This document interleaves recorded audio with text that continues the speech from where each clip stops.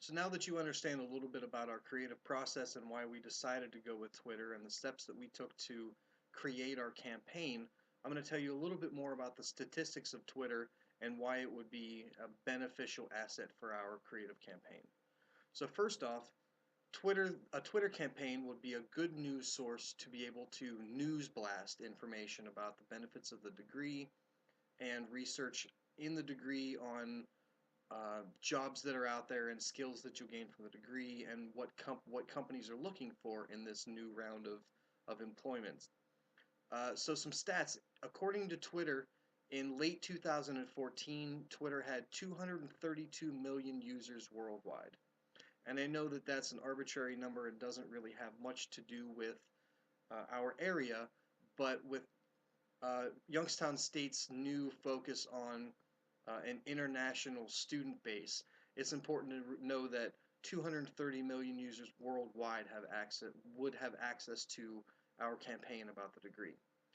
In the States, however, in late 2014, Twitter had 53 million United States users. And the draw to be able to reach that number of people about our degree, and a degree which is um, a newer kind of style of degree that you wouldn't truly expect and that's not really out there yet. It has a really broad reach across the United States. So there's some ways that Twitter uses to reach that many people. It is based on a series of algorithms and mathematical functions which are designed for organic reach. Now, organic reach is how much reach something that you post on Twitter can have to the users around you and the users that have access to the people that view your information regularly. It'll spread from person to person based solely on the sharing of information. So a little bit more on that and why that's important.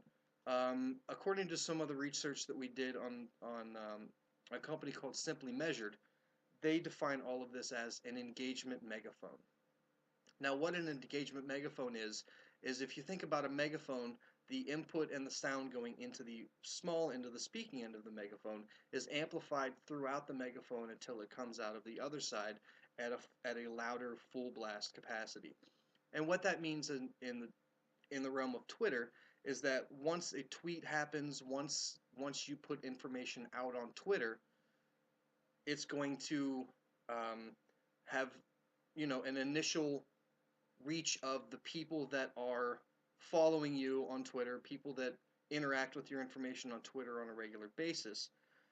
From that point, it's going to then reach the people that they associate with and they associate with until finally you have this exponentially larger number of people that any media that you put out on Twitter has reached. Almost in the same vein as I tell two people, they tell two people, and so on and so forth until the information that you've put on social media has reached a broad number of people. So that brings us into something called potential reach. Potential reach is something that's simply measured in Twitter algorithms are based around, which says that if I post information based on the followers that I have, how many people will that reach? So if I post information and I have 2 followers, those 2 followers each have 10 followers, the potential reach from point A to point B and then on to point C is 10 people.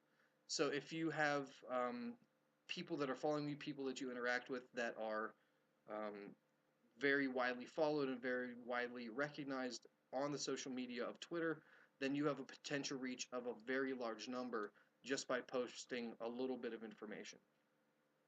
A little thing about the types of impressions that happen in Twitter. First off, I'm going to go a little bit out of order from what my PowerPoint says, but the first off is favorites. Favorites is when someone stars your information. There's not very much organic reach unless 2 people that are following you, 2 people that you are in contact with on Twitter, can see between them that someone has favorited information that you have posted.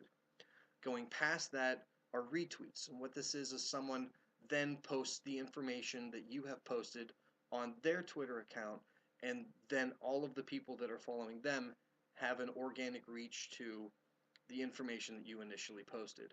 Same thing with mentions. If someone has your Twitter handle anywhere in their tweet that's not at the beginning, because that would be a reply and that has no organic reach, a mention has the same organic reach as retweets, which means that the information that you're posting can then be seen again on that person's account and reach all of their followers. And the last thing is hashtags, and hashtags is categories that are listed with a pound sign, and those pound signs um, can become social trends with more people posting to those hashtags, and it's a way to get a single concept out into the world that's attached to your brand.